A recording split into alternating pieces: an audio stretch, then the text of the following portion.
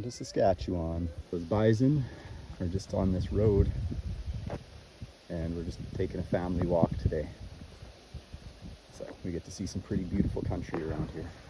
Always gotta provide a little buffer between yourself and some buffalo, like putting your kids in between you.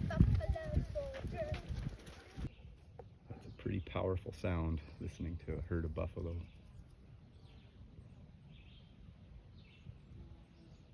This is what you do for fun on the farm.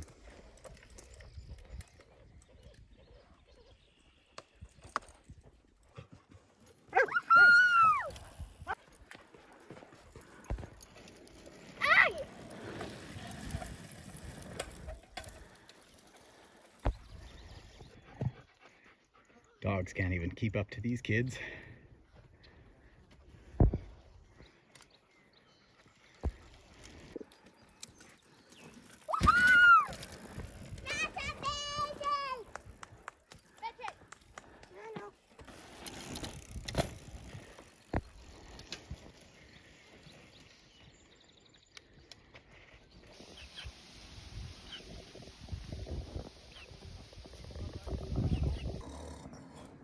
That's a week on the farm.